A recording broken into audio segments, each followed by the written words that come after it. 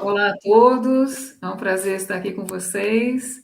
Essa apresentação faz parte do nosso Stroke Camp 2021, que é o curso de extensão de fortalecimento das bases no SUS, de apoio ao AVC e aos pacientes que tiveram AVC. E nós estamos aqui nesse momento para falarmos de trabalho apoiado, né? Apoio apoiado.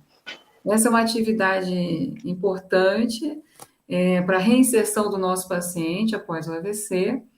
E eu tenho aqui hoje comigo para conversar sobre isso a professora Fátima Maia, professora do curso de terapia ocupacional da UFRJ e doutora em clínica médica, especialista nesse assunto de trabalho apoiado. Também temos a Laís Morgado, né, nossa querida Laís, nossa paciente, há bastante tempo, ela vai nos contar a história dela e como ela está superando essa questão do emprego, né, da reinserção no trabalho. E temos aqui Thais Amaral, mestre pelo nosso laboratório de AVC na UFRJ, veio enriquecer a nossa discussão. A Inayasi Bittencourt, mestranda do laboratório, e a Karina Costa, aluna extensionista do nosso laboratório de pesquisa em reabilitação após AVC. Sejam todos bem-vindos. Desejo que a nossa discussão seja bastante útil, que motive nossos pacientes a voltarem ao mercado de trabalho. Tá? Vamos manter o microfone desligado, então, e eu passo a palavra à Karina, que vai apresentá-los também. Bom, para iniciar, professora Fátima, a senhora pode começar falando sobre o emprego apoiado, sobre esse projeto, sobre a lei da inserção da pessoa com deficiência, né? Como que ocorre? Primeiro, agradecer o convite, né, do laboratório, dizer que eu fico muito orgulhosa de participar do Stroke Camp, que é um evento que a gente acompanha há muitos anos e que tem assim, uma repercussão muito positiva, né, na academia. Bom, então, assim, a Lei 8.212 de 91 é uma lei que foi criada para que houvesse uma obrigatoriedade de se colocar um deficiente, né, trabalhando nas empresas maiores. Então, cada empresa que tivesse mais do que 100 funcionários teria a obrigatoriedade de colocar 2%, né, dos seus funcionários serem deficientes. Isso vai aumentando na proporção em que a empresa é grande, né? E uma empresa com mais de 1.000 funcionários, ela tem que colocar 5% do seu quantitativo de funcionários deficientes. Então, assim, todas as empresas, então, com mais de 100 funcionários, ela vai de 2% a 5%, dependendo do seu tamanho, né, de funcionários. E nisso, se aproveitou muito os funcionários que foram treinados pela reabilitação do INSS. Então, hoje, se você fizer uma pesquisa sobre trabalho e reabilitação, o que a gente vai ver é que tudo que vai aparecer, ou pelo menos 90% do que vai aparecer, não são experiências de reabilitação e inserção no trabalho, e sim a reabilitação do INSS. Como pegar uma pessoa que passou por uma licença-doença, treiná-la e colocar dentro da empresa. Né? Então, assim, é um pouco corrigir, nessa lógica, corrigir o deficiente para que ele se enquadre, né? É o deficiente que tem que se moldar para estar na sociedade. Tem um cachorro animado aqui, desculpa, gente. Para estar na sociedade e para poder participar daquele grupo, né? A lógica do emprego apoiado ela é justamente ao contrário, né? A gente tenta consertar a sociedade para que ela possa aceitar as diferenças, né? Porque a gente não parte dessa concepção de que deficiência é uma doença. Deficiência é uma característica, como ter os olhos verdes, como ter diabetes, como ter o cabelo curto, né? É uma característica. Então, o emprego apoiado, ele não treina o deficiente para colocá-lo num posto de trabalho.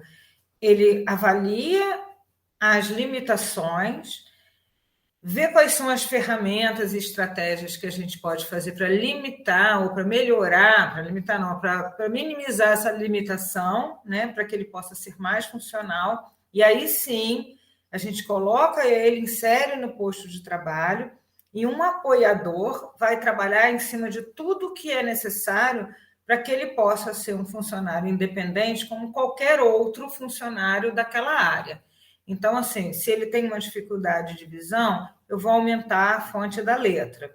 Se ele tem uma dificuldade de acessibilidade, eu vou construir uma rampa, eu vou fazer uma adaptação para que ele possa usar o teclado, eu vou, enfim, tudo que puder, né? E que também for, não é só ambiental ou de limitações físicas, mas também de barreiras atitudinais, né? Trabalhar com as pessoas da equipe para que elas possam receber aquela pessoa sem ser super protetora, sem dar os trabalhos mais fáceis porque ele é deficiente, sem confundir que deficiência física não é deficiência intelectual, enfim.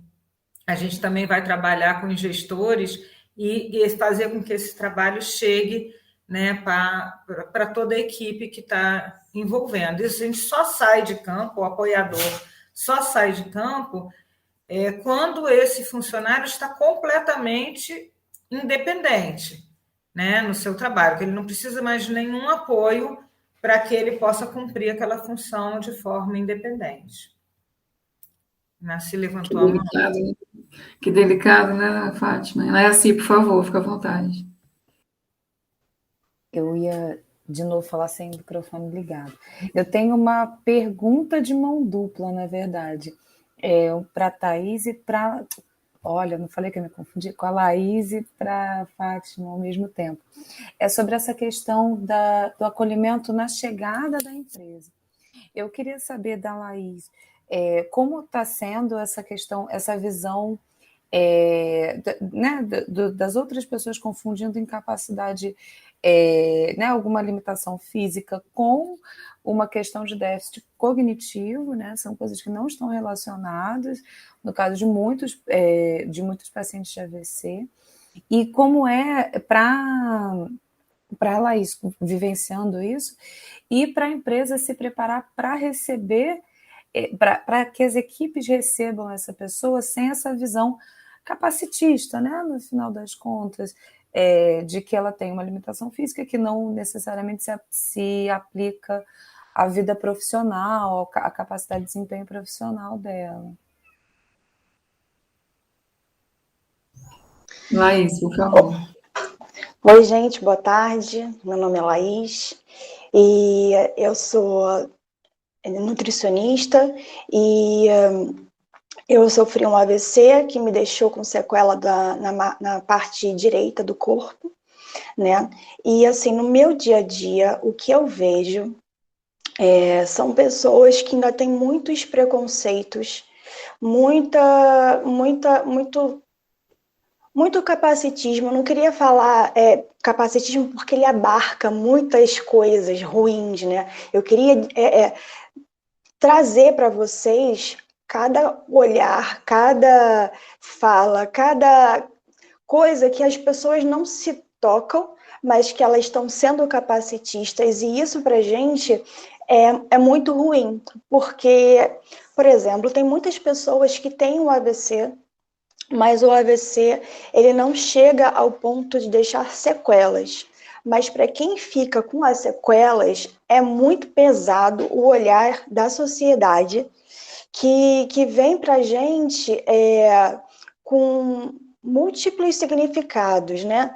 E aí pode ser um olhar de tadinha, pode ser um olhar de castigo de Deus, pode ser vários tipos de olhares. E assim, a gente não quer esse tipo de olhar, sabe? A gente não precisa desse tipo de olhar, porque a gente passou por toda essa parte pesada, que é a parte do AVC, e a gente sobreviveu. Então, assim, me desculpa, mas eu não preciso disso, não preciso de uma pena, porque pena é um sentimento tão ruim, você ter pena de alguém, porque a gente tem as nossas diferenças, mas é a diferença que nos une.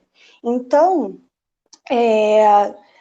a nossa diferença está exatamente como a Fátima falou, numa sutileza, sabe? Eu não movimento a mão, mas você, por exemplo, não tem respeito. Você, o outro lá na frente, não sabe falar com os outros.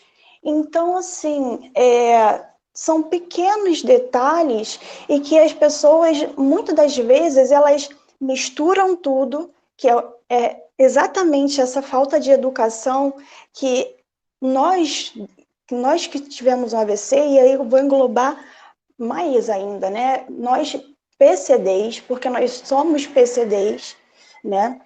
Nós somos tratados como deficientes, como débeis mentais, e nós não somos isso. Então, assim, é uma questão de respeito, sabe? É uma questão de você tentar só ver o que aquela pessoa está precisando, como se fosse normal, é normal. Você tem vários colegas de trabalho e cada um tem a sua limitação. É isso, sabe? Então, trabalhar de acordo com a necessidade. Eu acho que é muito nesse viés. Excelente, Laís, realmente. E você pode me dar a definição de PCD, se a Fátima quiser ajudar? O que vocês definem com PCD?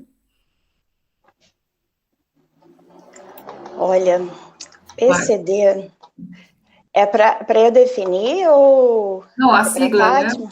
A sigla de Pessoa com deficiência. pessoa com Pessoa com deficiência. deficiência. Só para ficar, né, claro na apresentação, porque Sim. muitos vão nos ouvir depois e eu acho que esse depoimento é super importante, viu, Laís? Porque a gente precisa estar com esse olhar mais sensibilizado, né? Eu acho que o profissional da saúde também, né, Fátima? A Fátima, eu acho que vivencia isso muito, Sim. né? Sim. O próprio profissional da saúde, viu, Laís? Também precisa passar por essa sensibilização, né? Com certeza. Não é porque ele é profissional da saúde que ele já tem essa empatia, não, tá? Isso não Com é certeza. natural assim, não. Você falou uma palavra, né, que eu acho que é bem o campo de AVC, eu acho que ele veio para isso, né, que é o objetivo maior, que é trazer essa educação, né? É a gente levar até as pessoas o conhecimento, porque muitas vezes a pessoa reage como reage na prática de não acolher o deficiente, porque simplesmente não conhece, não tem conhecimento, não sabe como, não foi treinado, né? E não é todo mundo que vai ter uma empatia natural, né? Então, acho que isso precisa de um treinamento, sim, precisa de um conhecimento, sim, né? E acho que a Fátima trabalhou bem nesse contexto. Uma coisa que eu fiquei muito impressionada com a fala da Fátima é nessa questão de que tem um apoiador, uma pessoa na empresa, né?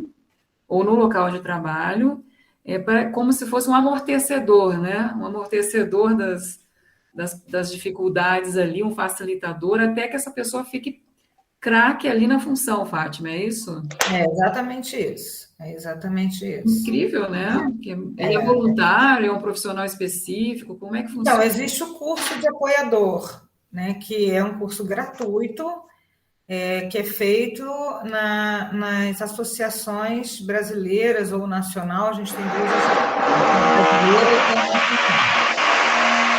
internacional. Alguém fazendo... Laís, acho que precisa... Fecha só um pouquinho o seu microfone, só um segundo. Fechou.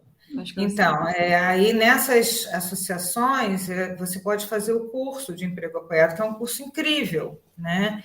E ele te ensina, já respondendo um pouco o que a Karina perguntou, ele te ensina a como preparar essa equipe, esses gestores, como sensibilizar. Então, a gente tem uma orientação com relação a isso também. E com rodas de conversa, e com propostas de dinâmicas. Então, assim, a gente pode fazer, por exemplo, tipo um quiz que você pergunta, você fala mais alto quando você vê um deficiente físico porque acha que ele é surdo, né? Você explica melhor porque você acha que ele não vai entender porque é cadeirante, né? Enfim, porque às vezes a gente olha e fala, não é que eu faço isso, e não faz por querer, né? Faz porque não tem essa compreensão, né, de que são essas características diferentes que as pessoas têm, né? Eu tenho amigos de trabalho que são mais lentos, tenho amigos de trabalho que são muito ansiosos, tenho amigos de trabalho que são muito geniosos, tenho amigos de trabalho, né, que são estúpidos, enfim. Isso é mais limitador do que quem não anda, com certeza. Né? Para pensar, coitado, não anda de cadeira, anda de muleta, tudo é andar, né? A pessoa que é acamada anda, porque ela está em movimento de conquistas e de poder trabalhar, enfim. Então, o trabalho é aquilo que vai trazer esse sentido, esse significado para a pessoa, né? Porque assim, o trabalho é muito importante porque ele, de certa forma, diz quem você é. Em geral, quando você se apresenta, você fala a sua profissão. Né? Eu sou Laís, a nutricionista. Eu sou Fátima, eu sou terapeuta ocupacional. Não, aquela fulana que é lá fisioterapeuta, não sei de onde. Então, assim, o trabalho identifica quem você é, as suas escolhas, né? Ele te dá sustento, ele te dá pertencimento social. Então, ele é muito importante. E, assim, o que acontece é que a gente está vivendo num momento de transição onde, ao longo do tempo, as pessoas esconderam, entre aspas, as pessoas deficientes. Eles eram incapazes e ficavam em casa, né? Então, agora, as crianças estão indo para a escola, agora as pessoas estão indo para o trabalho, para o mundo do trabalho, e aí tem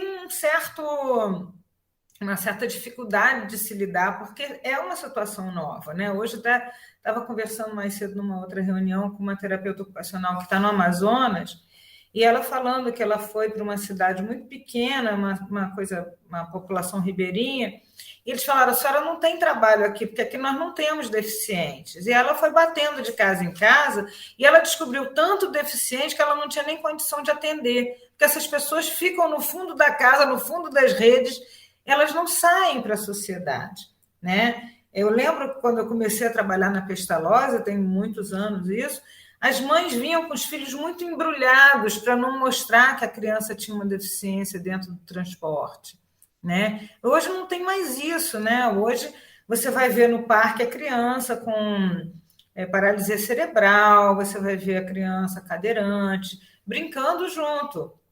E acho que é isso assim que vai trabalhando para uma sociedade estar mais inclusiva. Mas a empresa precisa estar muito de olho nessa questão, porque tem muitas empresas, como a própria nossa que a gente trabalha, a UFRJ, que o nível de acessibilidade é muito ruim, né? A gente tem blocos que não tem rampa suficiente, que não tem banheiro adaptado, que não tem... Assim, como é que um aluno cadeirante vai fazer um curso?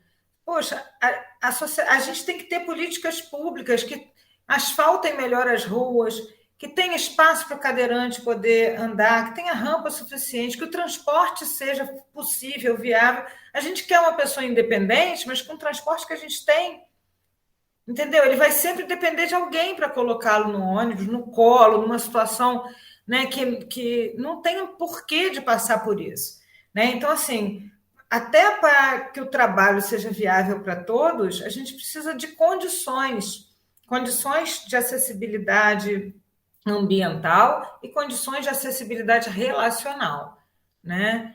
Então, eu acho que é isso que viabiliza. Assim, Fátima, na hora que você estava falando, né, sobre que existe um treinamento, né, para a pessoa auxiliar uma pessoa com deficiência no mercado de trabalho. Mas você acha que seria possível as empresas fazerem com que todos os funcionários participassem de um curso? Então, assim, uma vez por ano, as empresas, elas fazem e ensinam, sabe, para todos os funcionários de uma forma que todos tenham mais consciência. Bom, Karina, o que acontece é o seguinte, o emprego apoiado, ele, no Brasil, é muito recente, né? A gente tem muito pouca experiência com emprego apoiado aqui. É diferente, por exemplo, da Espanha, da Inglaterra, dos Estados Unidos, que eles fazem lá, eles criam agências públicas, o governo tem agências de emprego, onde essas empresas participam e onde os deficientes participam. Então, o emprego apoiado, ele passa como se o paciente fosse ali, procurasse, aí ele vai, mas já tem uma empresa que já foi sensibilizada previamente para receber aquelas pessoas. A gente não tem isso aqui, né? Então, por exemplo, a ideia da gente na UFRJ montar um núcleo de emprego apoiado é fazer um pouco disso que deveria ser uma política pública, né? Por exemplo, a Prefeitura do Rio, ela tem um setor de empregabilidade do deficiente na Secretaria de Cidadania. Mas o que acontece? É um banco que os pacientes colocam seus currículos, eles mostram as empresas que têm vaga e o próprio paciente vai procurando. Não existe nenhum elo, né, de trabalho, né, que a gente pudesse falar, e assim, até a gente foi na Prefeitura do Rio e falou assim, a UFRJ gostaria de fazer esse elo, né, vocês têm os deficientes, vocês têm as vagas e nós temos a expertise do emprego apoiado, mas acabou que o contrato não aconteceu, enfim, mas é isso, assim, eu acho que um dia, mais para frente, a gente vai avançar para ter políticas públicas como se fossem agências de emprego públicas, né, onde as empresas vão disponibilizar suas vagas e também serão sensibilizadas para esse acolhimento, né? Porque um dia isso tudo vai acabar, né? Assim, um dia a gente espera que não precise sensibilizar ninguém para tratar com respeito aquele que é diferente. Mas eu ainda preciso dizer, olha, o cara é travesti, você precisa trabalhar com empatia, com respeito, e coisas que deveriam ser básicas, né? Mas que infelizmente ainda não são. Então, assim, ainda precisa sensibilizar muito as empresas para que elas possam, enfim, lidar com as diferenças. É isso que a gente gostaria. Thaís, por favor, fique à vontade. Obrigada aqui pela palavra. Então, acaba, né, que o interesse fica muito individual, né, para chegar a ter esse treinamento, né? A pessoa, por si só, precisa ter alguma formação para chegar até você, até o seu núcleo de trabalhadores de apoio, para assim inserir numa empresa que receba esses pacientes não, peço perdão, essas pessoas com deficiência. É isso? Então, Thaís, na verdade, esse primeiro projeto foi um projeto de pesquisa, então, que fez parte da pesquisa do doutorado. Então, a gente selecionou o público só com hanseníase. Qual foi a experiência que isso trouxe para a gente? Que a gente conversava com a empresa, explicava o projeto, a empresa ficava super contente, queria receber a gente. Quando a gente falava que essas pessoas foram acometidas pela hanseníase, eles já começavam olha, então não sei que dia que vai conseguir marcar. O estigma da hanseníase atrapalhou demais, né? Porque tem uma questão das pessoas não terem a informação sobre o contágio, da contaminação, enfim, isso atrapalhou muito. Mas, assim, a pessoa não tem que ter uma formação, ela tem que ter um interesse. E aí a gente, às vezes, ele não tem a formação que precisa, mas ele tem um interesse. Então, por exemplo, eu tive um paciente que ele queria ser mecânico. Então, a gente primeiro fez o curso de mecânico, adaptou ferramental para que ele pudesse ter independência no curso, né? Então, ele quis fazer essa capacitação para que ele pudesse trabalhar como mecânico. E até nessa capacitação houve apoio, né? A gente destinou um apoiador que foi lá no curso e tal, e foi vendo, olha, ele tem dificuldade de segurar o alicate com a mão tal, vai precisar engrossar o cabo da chave de fenda, enfim, a gente foi vendo o que de tecnologia a gente precisava lançar a mão e ficou tudo bem, assim. Então, ele não precisa ter ele precisa ter um desejo prévio daquele cargo, né? Então, assim, eu quero muito ser assessorista, né? Então, a gente pode fazer um treinamento na empresa, né? E, assim, isso não precisa de um curso, mas o que precisa de curso a gente também apoia, né? A gente tem que apoiar os desejos e as possibilidades também, né? Porque às vezes a limitação de escolaridade vai bater firme, assim, você não tem como querer vagas que estão incompatíveis com o seu nível de escolaridade, né? Ou que sejam perigosas para o tipo de limitação, né? Então, um paciente, por exemplo, que tem parestesia, né, que tem dificuldade com sensibilidade, a gente não pode botar, por exemplo, numa vaga em cozinha, porque é uma coisa perigosa, né? Sim, Então, isso tudo é pensado pelo apoiador, pela equipe.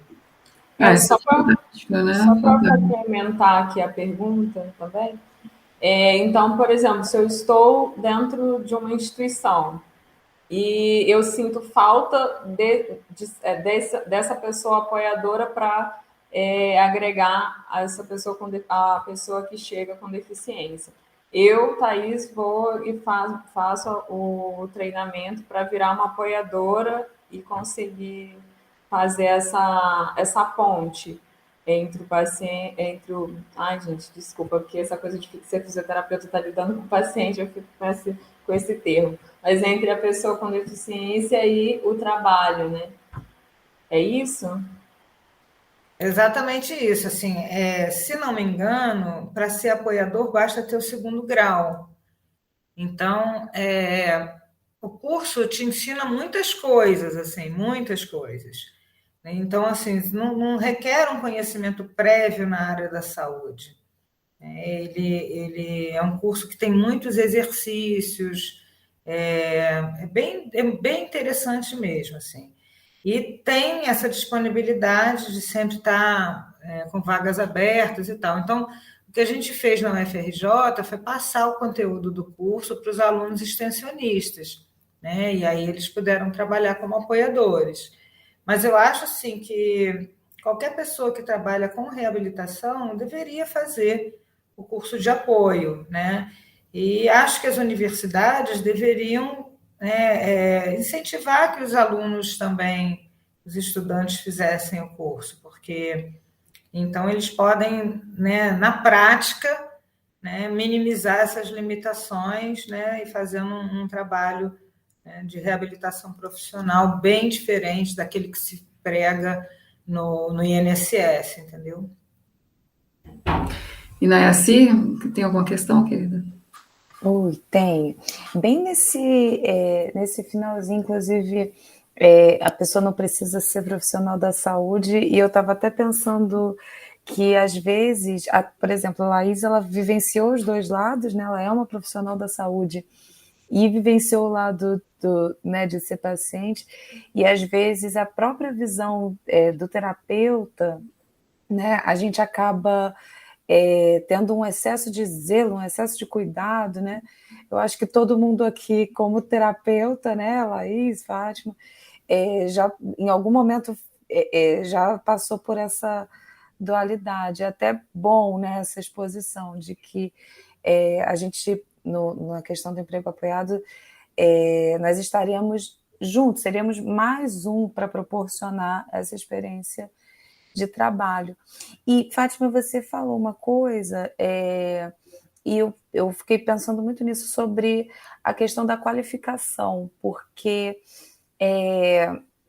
quando é o contrário, né? Por exemplo, quando a pessoa tem uma qualificação que exija bastante, né? Então, formação superior, né? E aí a forma com a qual as equipes recebem essa pessoa é muito pelo lado da questão cognitiva, né? Pelo menos eu tenho essa impressão, eu não sei se você confirmaria. Porque as limitações motoras elas acabam sendo um pouco mais superadas, e fica essa impressão de que a pessoa tem alguma limitação cognitiva, quando não é isso que que a deficiência dela ocasionou, e a formação dela permite com que ela trabalhe em algum cargo mais qualificado. E como é que pode... Eu me perdi um pouco, né? Desculpa. Eu sou um pouquinho prolixa. Mas como é que essa integração em cargos mais altos pode ocorrer? Você já teve a experiência de ter algum profissional com maior qualificação? Ou então vocês imaginam, você já tem algum plano para como receber esse profissional com maior qualificação? Então, na fase da pesquisa, a pessoa, o participante que tinha mais qualificação tinha o segundo grau completo, era um só, né? A gente não teve essa possibilidade. E, assim, uma das coisas que se questiona muito quando se trabalha com a empregabilidade da pessoa com deficiência é que os cargos de gerência, os cargos de gestor, eles nunca estão disponíveis, né, para a pessoa com deficiência. É como se ele tivesse que trabalhar em cargos inferiores porque ele é deficiente. Só que o deficiente não está ligado ao trabalho, está ligado ao corpo, né? Então, assim, não é isso. Assim, o deficiente não tem trabalho deficiente. Então, é isso que o emprego apoiado, né? E que é importante que a gente frise para os gestores, né? Que a deficiência ela não alcança isso, ela não alcança o trabalho, né? Então, assim, principalmente em órgãos privados, vai ser muito difícil você ver que o presidente de uma multinacional tem uma sequela de AVC, ou é um cadeirante, ou ele tem Parkinson. Muito difícil, assim, né? Em órgãos públicos, talvez menos. Por exemplo, o reitor da UF é tetraplégico, né? Agora, isso não é uma coisa comum. O comum é que se dê as vagas para poder, única e exclusivamente, cumprir a política de cotas e se deixa em papéis muito, assim, muito menores daquilo subaproveitado, o deficiente é subaproveitado. Ou então você vai entrar numa empresa e vai ver que tem um rapaz com síndrome de Down lá no fundo, tem função alguma para ele, ele é só para cumprir as cotas, né? Então, assim, quando na verdade ele poderia oferecer para a empresa um rol de atividades super qualificadas, né, se houvesse um entendimento por parte do gestor. Né? Então, assim, a gente tem que pregar isso, assim, que a política de cotas ela não seja simplesmente obedecida, mas que ela seja aproveitada, né? E que exista vagas, assim, porque se você for olhar, nas companhias de telecomunicações tem para engenheiro sênior, não sei o que lá, tarará, tarará, uma vaga muito específica para PCD. Mas, com certeza, ele não é aquele que ele vai galgar outras possibilidades de chegar no topo da escala hierárquica da empresa. Né? O deficiente ele vai ficar sempre ali naquele coisa, não vai poder progredir funcionalmente falando. Entendeu? Tem um plano de carreira, né? Na Paula. Isso é incrível, né? Eu estou aqui realmente sensibilizada com isso, porque se você pensar, né, tenho os Laís aqui, que queria que você falasse um pouquinho, Laís, sobre a tua vivência, que a Laís, até onde eu me lembro, né, estava em plena formação, né, universitária, quando teve o AVC, e ela teve um apoio, né, de familiares, enfim, e conseguiu, né, vencer isso. Eu queria que a Laís falasse um pouquinho de como foi nesse momento, né, da questão de formação ainda, e como que depois ela conseguiu vir a trabalhar hoje, né? Então, que a gente está nessa questão, né, de como você colocaria uma pessoa universitária, né, já formada, com nível de especialização então alto aí, no mercado, reinseri-la no mercado de trabalho, como ela deve ser, né? Como ela deve ser, com as suas habilidades de nutricionista, por exemplo, né, que Laís tem. E não lembrando que Laís, né, tem uma hemiparesia, né, que, na verdade, nessa habilidade dela de orientação nutricional, provavelmente não vai aplicar em nada, não é mesmo? Ela vai conseguir ter as habilidades dela de forma plena. Então, Laís, queria te ouvir um pouquinho. Eu estou tentando mudar o layout aqui, não sei se vocês perceberam, estou um pouquinho com dificuldade, vocês me desculpem.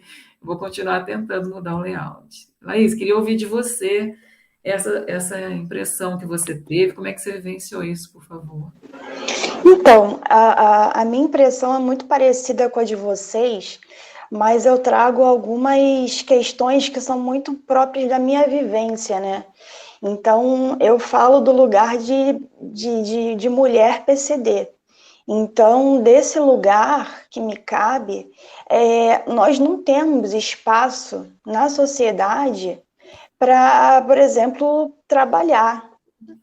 Você não vê a oferta de vagas em abundância. Você vê, assim, algumas ofertas e para empregos tipo empacotador de mercado, recepcionista. Eu até fiz uma busca rápida, né? Só para confirmar isso que eu estou falando para vocês. E assim, qualquer site que vocês entrem ou entrarem, vai ter lá telemarketing, empacotador, só tem essas funções, assim, nunca tem função de professora da UFRJ, entendeu? Essas coisas assim não acontecem. E é justamente isso que a gente batalha, entendeu? Porque assim, a gente está estudando, a gente está crescendo e a gente quer ocupar esses lugares, né? Então, por exemplo, quantos deficientes na sociedade brasileira de prestígio, de destaque, nós conhecemos, que já eram deficientes antes, né, dessa notoriedade. Eu posso perguntar para vocês aqui, deixar reflexão, né, mas eu já vou falando que, assim, nenhum. Porque para o deficiente ele ser reconhecido, ele tem que ser muito bom para se destacar, né? Então, nós temos, se a gente ampliar mais, ir para o macro, né, a gente pode chegar a nomes como Stephen Hawking, mas, cara, olha o brilhantismo dele, entendeu? Olha o destaque dele. Então, e aí a gente volta aqui de novo para o Brasil e é uma pobreza absurda de oportunidades. E essas oportunidades, na sociedade que a gente vive capitalista, equivalem à vida, entendeu? E assim, se a gente não tem oportunidade de trabalho, a gente quer ter oportunidades que vão de encontro às nossas... os nossos aptidões. Então, se a gente estudou, fez uma faculdade, a gente não quer trabalhar como empacotadora de mercado. A gente quer trabalhar como contadora, a gente quer trabalhar como administradora, quer trabalhar como engenheira, quer trabalhar como professora. E é isso, sabe? A luta tá começando, mas eu vou repetir o que a Fátima falou, que não deveria nem existir essa luta, porque isso é muito desgastante para a gente, né? Não basta a gente ser uma pessoa com deficiência, a gente ainda tem que lutar contra essas coisas. Olha o peso que se coloca sobre a gente, né? Então, essa lei da inclusão, ela efetivamente ela não funciona, porque ela não oferece todo um escopo de empregos para todo mundo na sociedade. Ela oferece empregos, sim, né? Mas olha só, temos empregos, mas olha só, você só pode ser isso. Poxa, mas eu só posso ser isso? Mas eu queria tanto ser aquilo, eu estudei para ser aquilo. Infelizmente, você não pode. Então, assim, cara, então eu não vou trabalhar nunca. Então, eu nunca vou ter um salário digno. Eu nunca vou poder fazer, nunca vou poder conhecer tais lugares, comer em tais restaurantes, porque, infelizmente, nós vivemos na sociedade capitalista. em onde o dinheiro fala mais alto. A gente precisa dessa inserção para ontem. Então, eu até vou falar mais, né, sobre inserção de mercado de trabalho. A gente precisa também de uma lei de cotas nas universidades ampliada, porque a lei de cotas hoje é o meio onde os deficientes podem ter acesso ao ensino superior. Só que o deficiente, eles têm acesso ao ensino superior somente se ele fez colégio público. Você encontra aí um outro gargalo, um outro entrave, porque não basta o sujeito ser deficiente, que já é uma grande coisa, um grande problema, porque quantos deficientes que entram na escola? X. Quantos deficientes que concluem a escola? Então, assim, é muita dificuldade, muita dificuldade. Por exemplo, eu faço tudo com uma mão só, mesmo tendo duas. Então, eu tenho uma tendinite nesse membro por usar demais e tenho que mexer em livros, mexer em apostilas, escrever e assim, é muito difícil para a gente.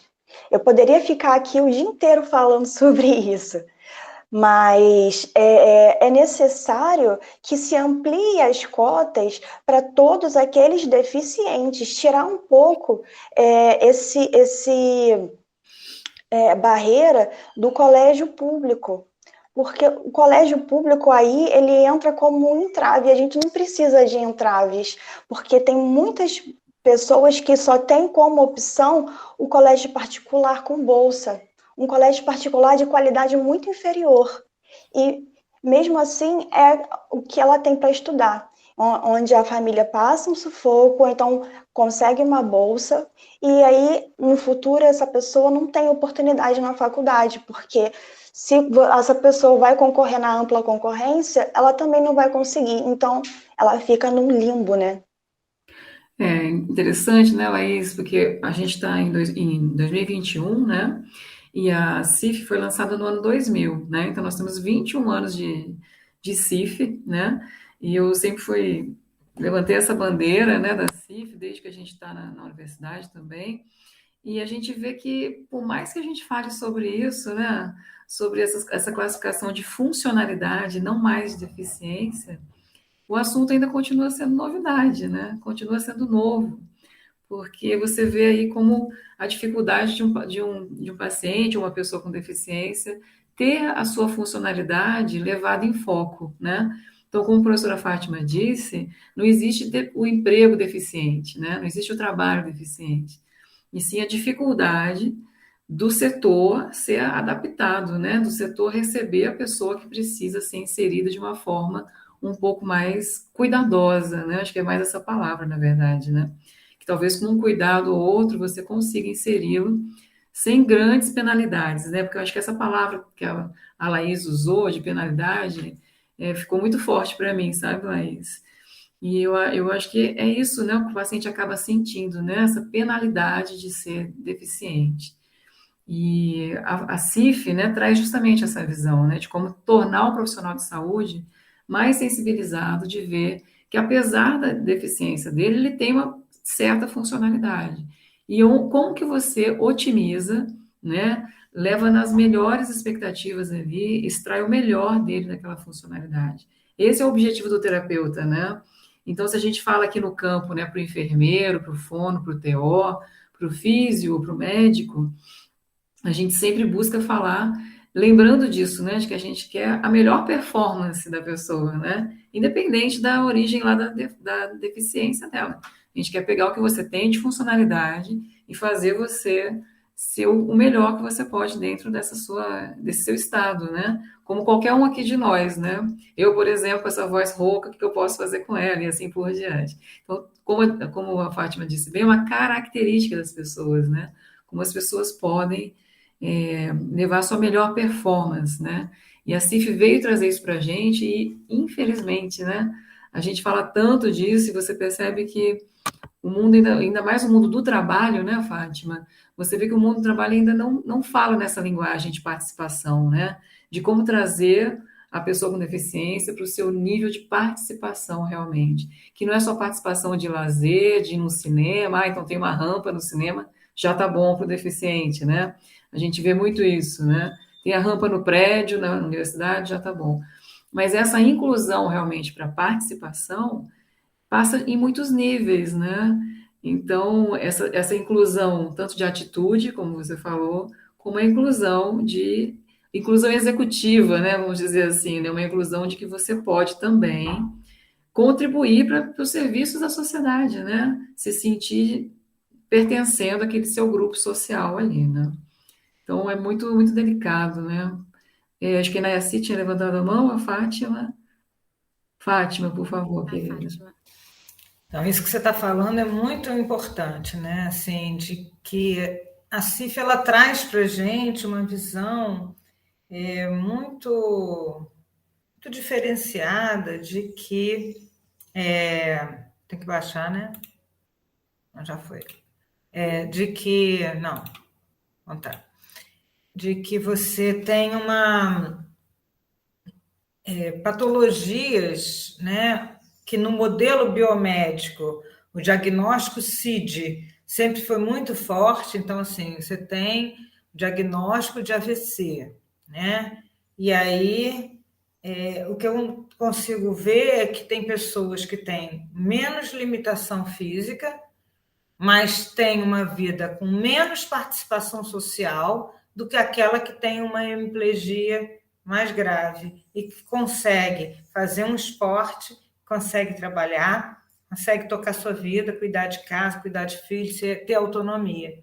E outra que talvez tenha um formigamentozinho na mão e no pé e não consegue, né? Então, assim, em termos de participação social, a CIF ela trouxe um conteúdo para a gente que está sendo muito difícil, porque é muito difícil mexer no modelo biomédico. Deixar de falar o diagnóstico e falar da função. Quer dizer, olhar para o copo meio vazio ainda é mais bacana do que olhar para o copo meio cheio. Tá, tem Parkinson, mas e aí? Né? O que se faz a partir disso? Né? O que tem de função? O que dá para fazer com isso? Né? Então, acho que essa é a grande pergunta para quem está na área da reabilitação. Né? Qual é o nível de funcionalidade? Como que pode agregar funcionalidade, diminuir barreiras para que essa pessoa tenha uma participação social melhor? Né? Então, acho que é disso que se trata. E quando eu levantei a mão, eu queria só fazer dois comentários acerca do que a Laís falou. Primeiro, assim, que essa coisa das ofertas de emprego para nível superior, eu fiz questão de registrar que isso acontece muito mais no serviço privado, porque você tem vagas para cota de deficiência em todos os concursos de prefeitura. Então, existe sim professor da universidade que fez prova para ser deficiente, né, para entrar como deficiente, entrou como deficiente, inclusive professores surdos, que precisa de contratação de pessoas que façam linguagem de sinal e tal. Então, assim, existe sim, mas lógico que a gente vai olhar menos para isso, porque quantos concursos que a gente tem? Né? Assim, a cada ano, enfim, numa prefeitura de uma cidade menor e tal. Mas que tem. E isso eu acho que é uma conquista, porque a política de cotas, ela não é cumprida, ela é muito mal utilizada, mas ainda bem que ela existe. Né? E é a partir disso que a gente precisa trabalhar, para que ela seja melhorada, para que ela possa ser praticada de uma forma mais respeitosa com as pessoas com deficiência.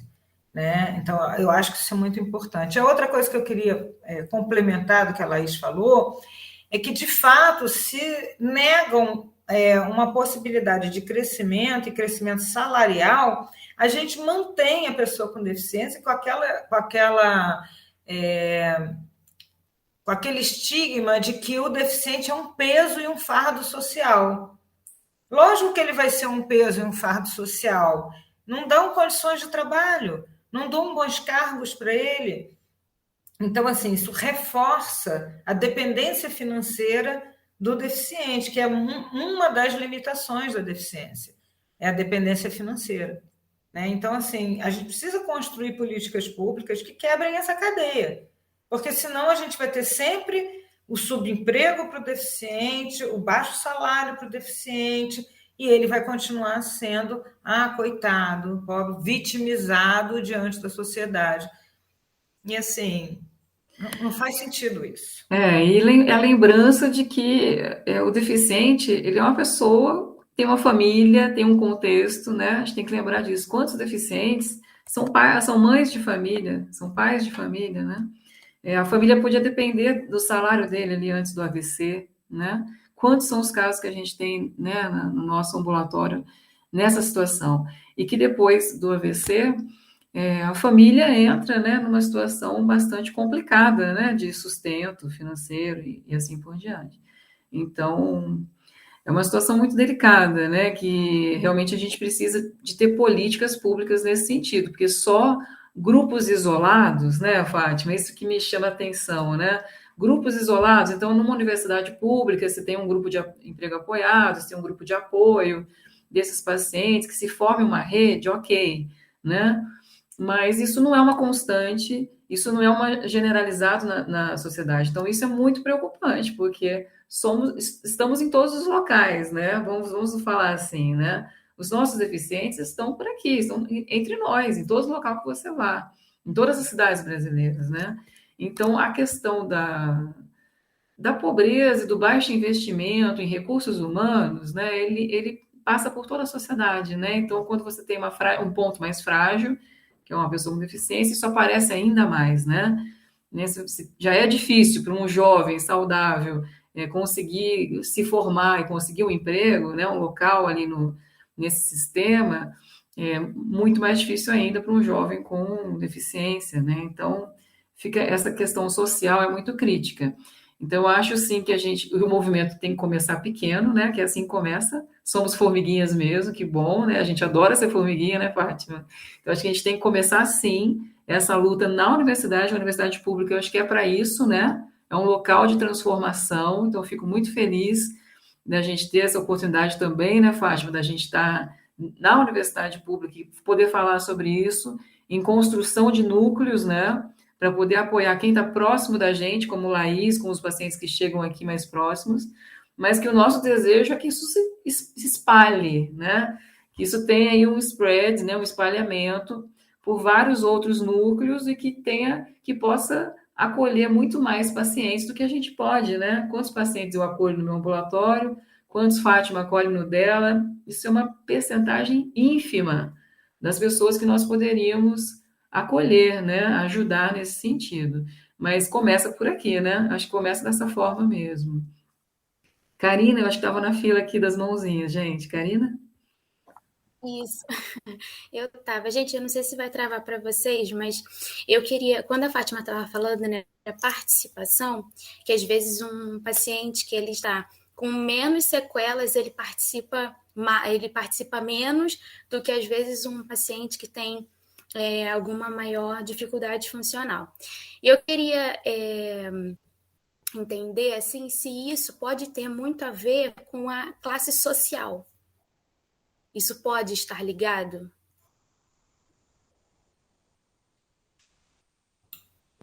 Bom, eu acho que pode estar ligado à classe social, sim, obviamente, mas eu acho que isso é muito mais a forma como a pessoa lida com as suas limitações, né? Eu acho que como ela lida com seus obstáculos na vida, né? Sim. Se eu hoje tenho uma conta para pagar e não tenho dinheiro, eu tenho duas chances. Eu posso sentar e chorar aqui o final de semana inteiro, ou posso fazer alguma coisa para vender e conseguir a grana para pagar essa conta, né? Então, assim, independente, né? Quando a gente muda de situação, de uma situação, entre aspas, saudável para patológica, né? E que a gente entende que aquilo, né, vai limitar a vida da gente, às vezes a reação a isso é muito ruim, é de engessamento. Eu fico engessada olhando para a minha dificuldade, né? E eu não consigo dar o próximo passo, né? Quando, na verdade, né, eu só vou ter que fazer de outra forma, mas eu vou ter que fazer do mesmo jeito, entendeu? Assim, eu tenho que trabalhar, só vai ser um trabalho que eu vou fazer de outra forma. Como a Laís falou, eu faço tudo com uma mão só, né? Mas ela faz, né? Agora, tem pessoas que falam assim, eu não posso trabalhar porque olha como é que está a minha mão. Ela não funciona, né? Então, ela pode olhar para a mão direita ou para a mão esquerda, é isso que vai definir o enfrentamento, né? É lógico que pessoas de classe social mais baixas talvez não tenham nem o direito de escolher ficar olhando para a dificuldade, porque ele tem que levar o pão para dentro de casa, né? Então, talvez isso, ou então ele se acomode com as pensões baixas, né? Que eu consegui me aposentar por invalidez, aí eu tenho um salário mínimo, né? Talvez aquilo para a vida dele, para a expectativa dele, baste, né? Agora, eu acho que muito mais tem a ver com enfrentamento do que com classe social. Mas só um segundo, né, desculpa, mas o enfrentamento também, né, Fátima, acho que é importante falar disso, né? Que o enfrentamento, às vezes, numa situação de pós-AVC, por exemplo, você pode estar passando por problemas de depressão, por alterações pré-frontais, por exemplo, né? E sozinho, às vezes, a gente não consegue ter esse enfrentamento. Isso também tem que ser dito, né? Porque às vezes o paciente fica assim, poxa, mas por que eu não tenho essa força, né, para seguir, né?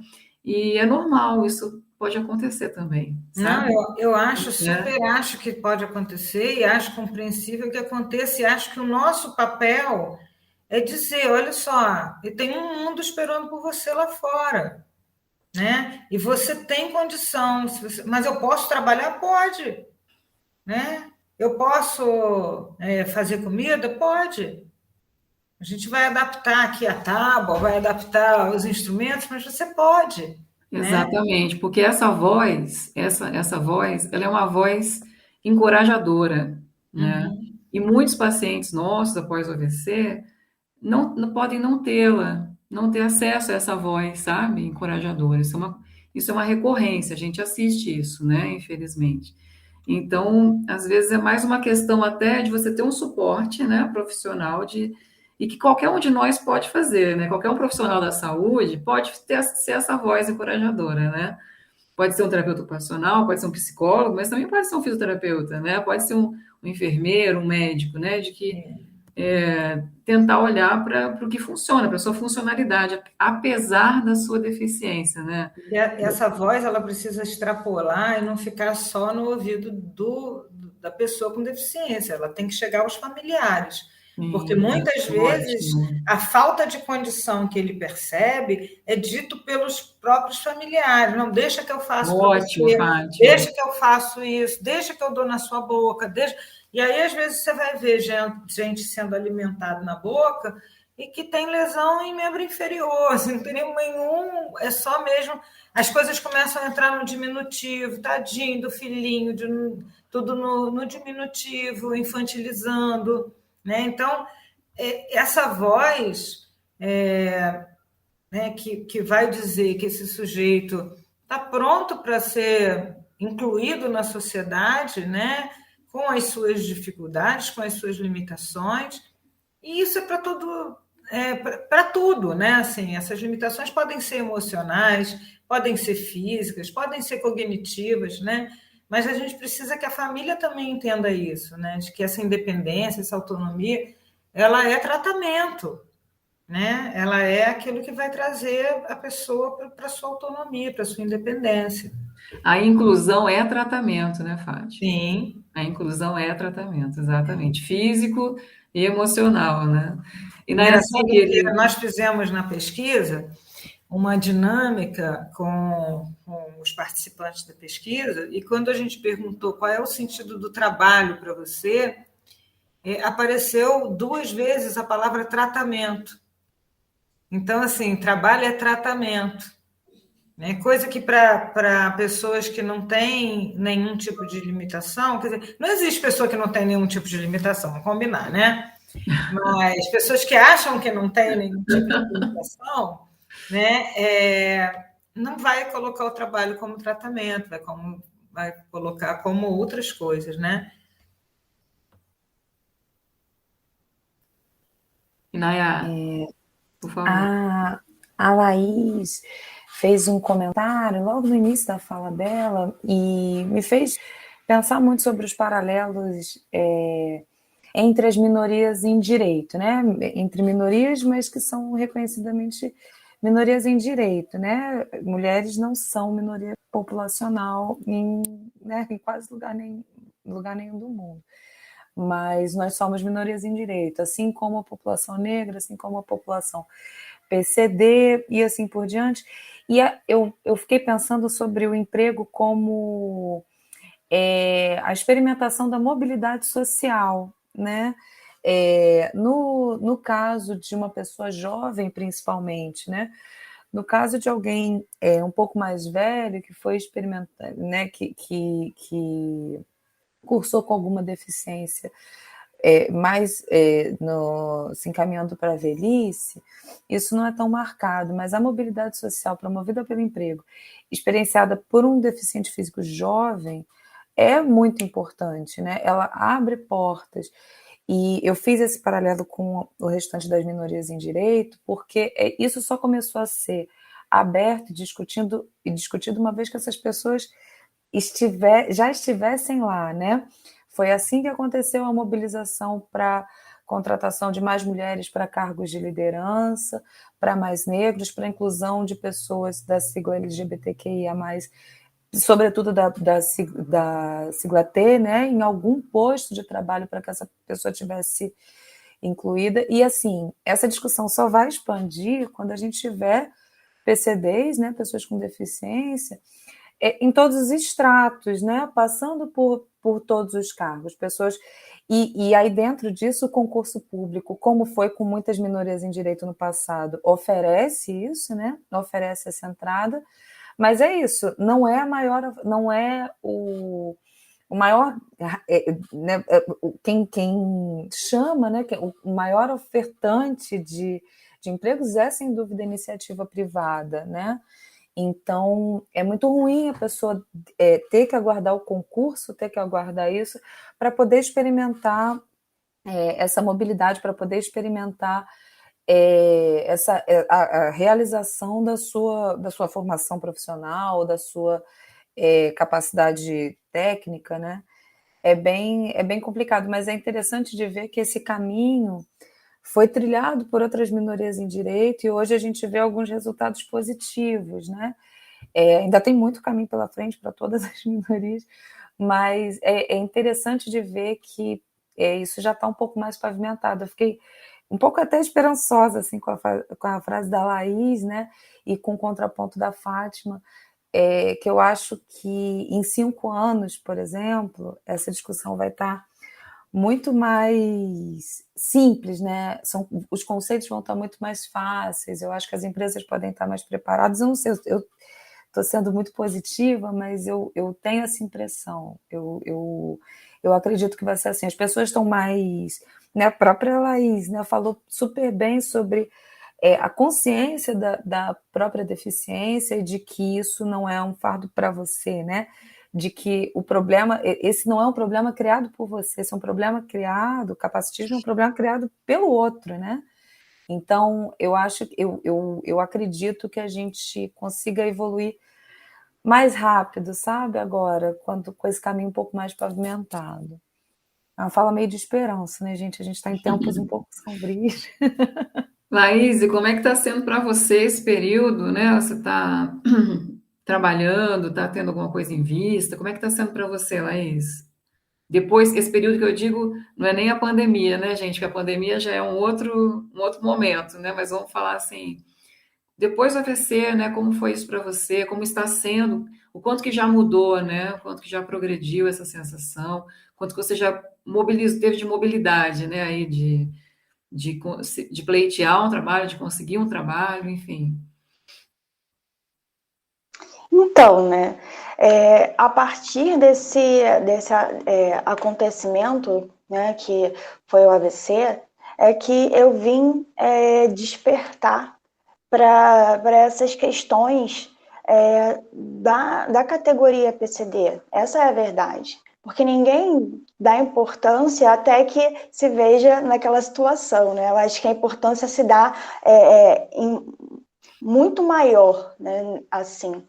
E aí, quando eu falei que o emprego, né, é ofertado, são subempregos, eles são a maioria dos empregos, mas não quer dizer que eles sejam a totalidade, mas que eles são sim a maioria. Então, assim, isso é muito desanimador para mim, que estou chegando agora, né?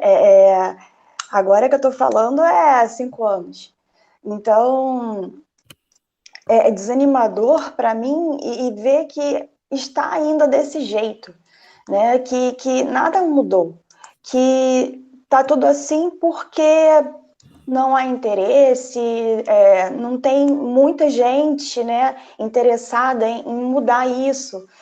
Já temos senadores super interessados nessas questões, senadores com deficiência, que é mais importante, né?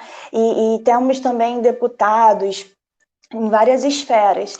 Então, vai como se fosse caminhando, né? Mas ainda diferente um pouco da NISI, eu não tenho tanta esperança, assim, eu tenho raiva.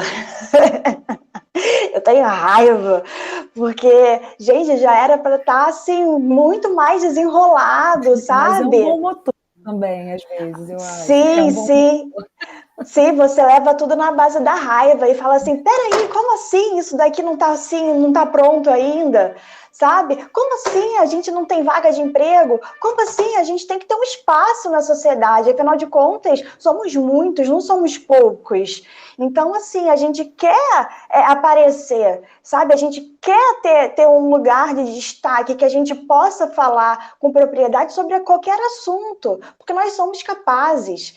Então, a gente quer ter esse lugar de reconhecimento, né? Independente da sociedade achar que é válido, a gente está estudando e a gente sabe falar sobre várias coisas, independente do que a sociedade pensa, né? Então, assim, é necessário haver uma mudança para já, entendeu? Uma mudança para ontem, porque se a gente continuar trilhando o mesmo caminho que estamos trilhando nesses 5 anos, a gente vai retroceder, entendeu? Então, assim, isso não é bom. Vide o retrocesso que nós tivemos com a sugestão, né, da PL, do presidente, né, que ele visa a cortar as vagas na iniciativa privada, que eu não sei nem se passou, se não passou, né? Que isso daí, poxa, a gente está falando justamente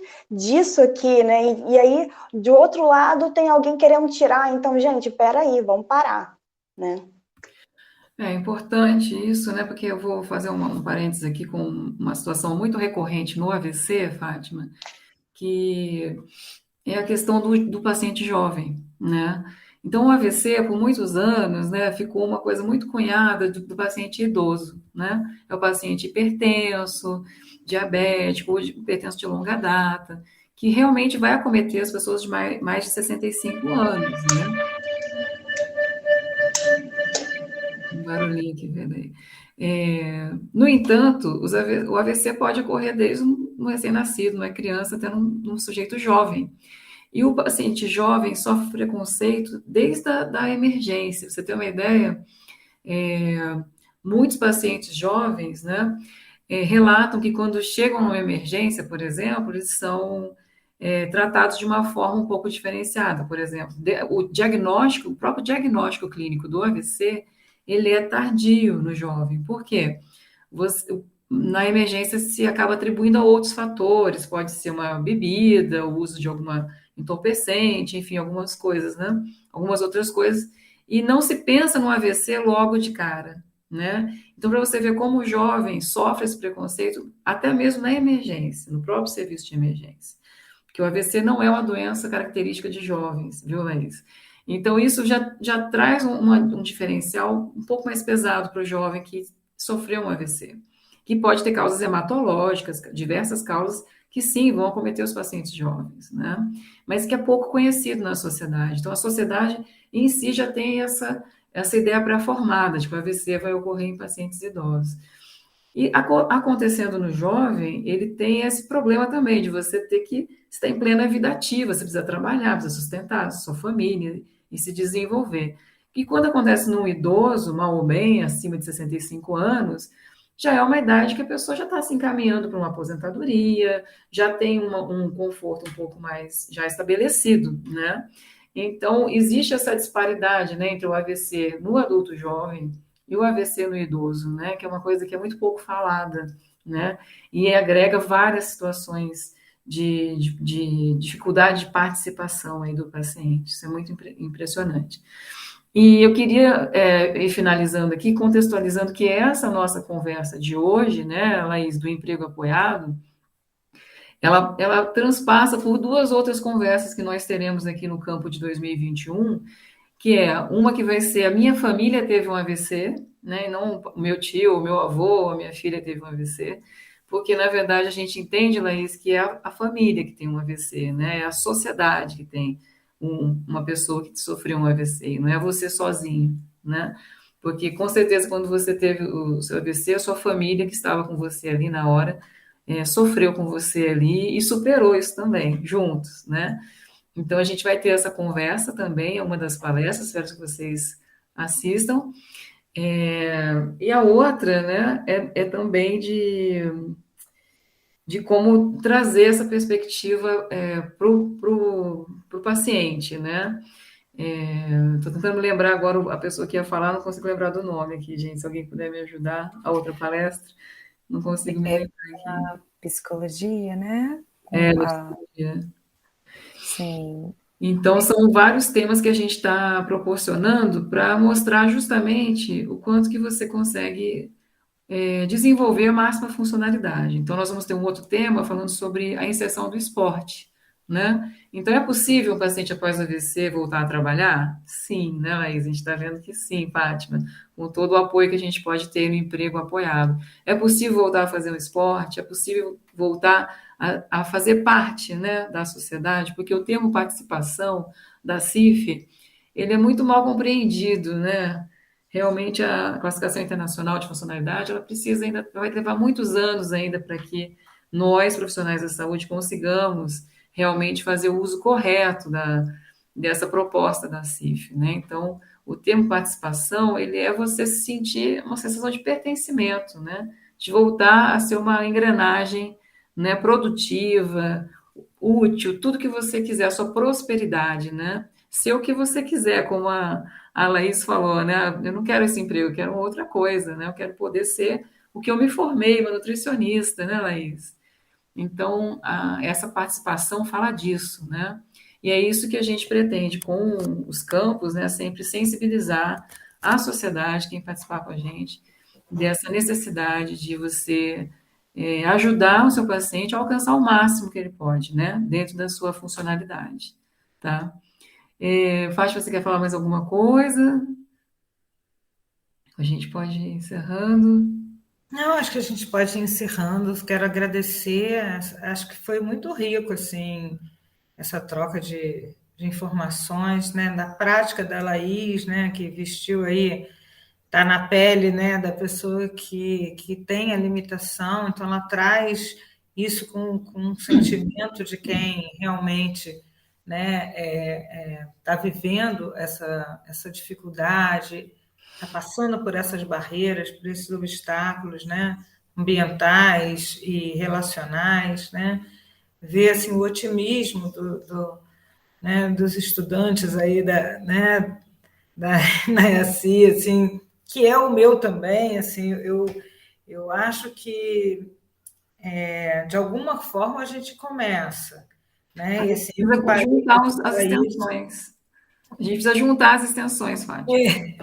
Eu que parei para olhar isso como é a realidade, né, fora do Brasil, eu falei, cara, assim, a gente precisa começar de algum lugar, né? Porque seria mais fácil falar, eu quero morar na Espanha, né? Aliás, por todos os motivos eu quero morar fora daqui, mas assim, é muito importante que a gente faça alguma coisa aqui.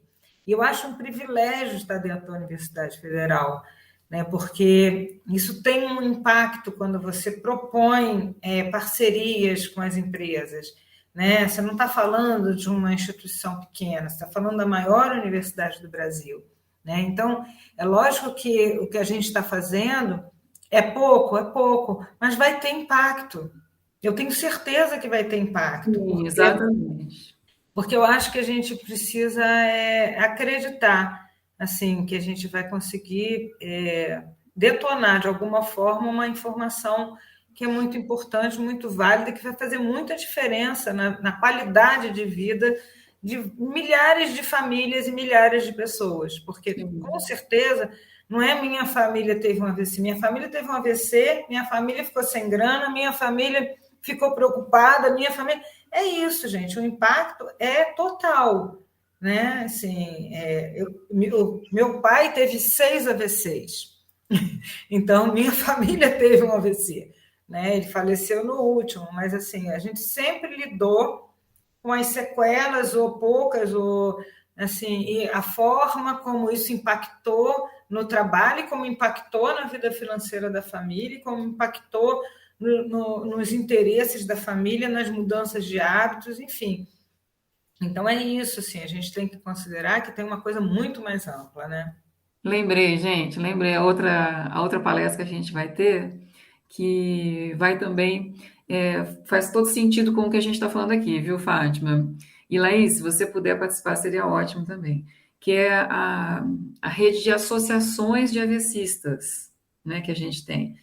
Então, tem a Cris Simões e várias outras pessoas, a Camila Faisal vai estar com a gente, que nós temos agora a Associação de AVCistas do Rio de Janeiro. Tínhamos a de São Paulo, né? Muito mais forte. Agora estamos começando já tem 2 anos, eu acho.